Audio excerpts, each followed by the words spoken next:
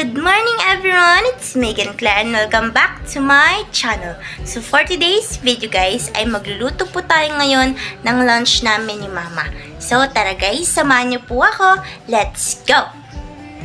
Ang una po nating gagawin ay hugasan po muna natin itong tilapia na iihaw natin mamaya.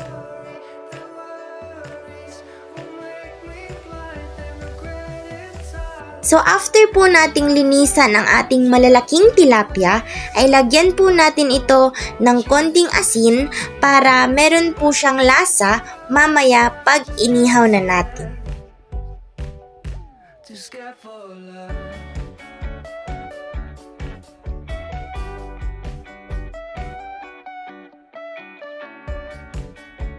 Ang next naman po nating gagawin ay ang ating salad na puso ng saging.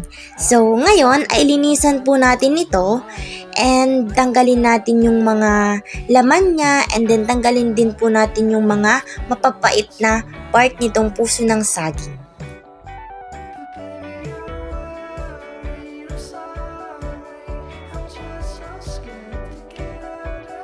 And kung makikita nyo po yung mga tinatanggal ko, yan po yung mga mapapait na part nitong puso ng saging. Kaya para mas masarap yung ating pagkain mamaya, ay tanggalin natin to para hindi tayo magka-problema sa ating uulam.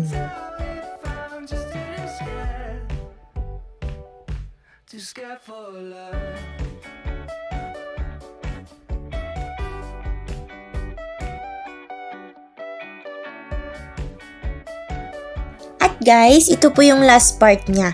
Ang akala ko po kanina ay hindi na po ito pwede, pero nilagay pa rin po ni Mama or sinama pa rin po ni Mama dahil sabi niya, ito po yung sweet na part ng ating puso ng saging. So after po nating matanggal yung mga dapat tanggalin sa ating puso ng saging, ay iboboil na po natin siya sa mainit na tubig or kumukulo na tubig. And sabi rin po ni Mama, habang niluluto po ito ay kailangan po nating ihalo-halo para hindi po siya maging black. So habang inaantay po nating maluto yung ating puso ng saging, ay gumawa naman po tayo ngayon ng sausawan ng ating iihawin mamaya na tilapia. Ayan.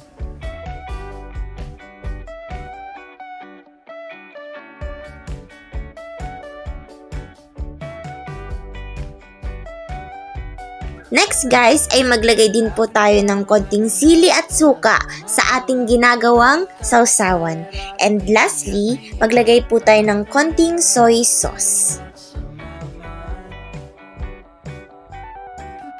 So after 5 minutes guys, 5 to 10 minutes, ay luto na po ang ating puso ng saging and ihalo-halo muna natin siya bago natin siya salain.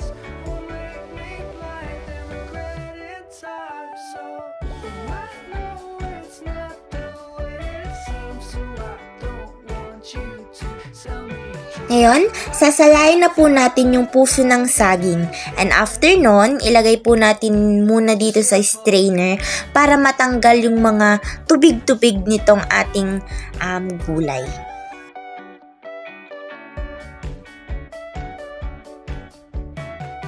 After po nating masala yung ating puso ng saging ay mag-cut na rin po tayo ng mga kamatis dahil hindi po sasarap yung ating salad without kamatis and also sibuyas.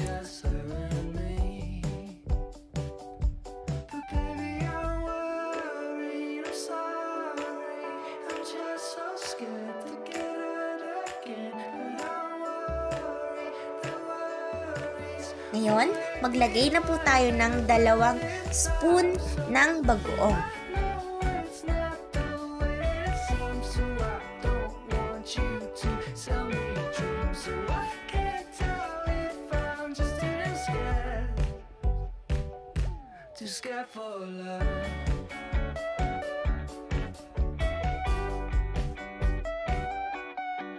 So guys, it's ihaw time! Ayan, iihawin na po natin yung 2 malalaking tilapia na ulam natin mamaya.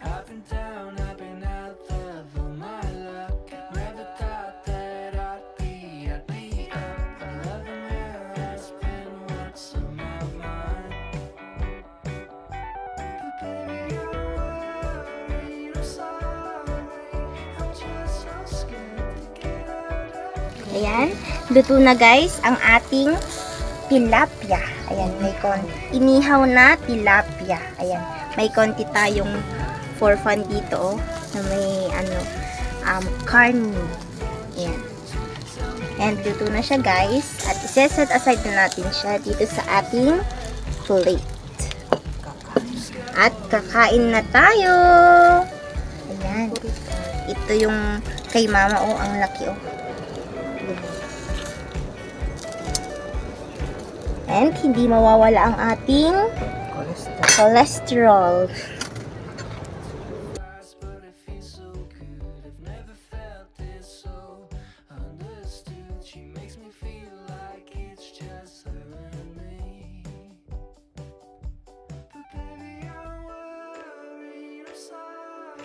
So guys, ito po yung ating ulam for today's lunch. Ito po yung ating inihaw na tilapia and yung ating boiled na puso ng saging na linagyan natin ng kamatis. Ayan, salad po siya.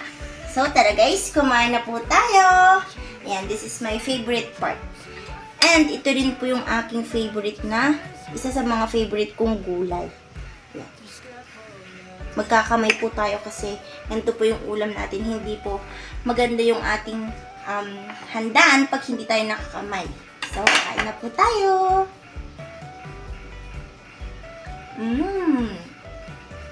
Ang sarap.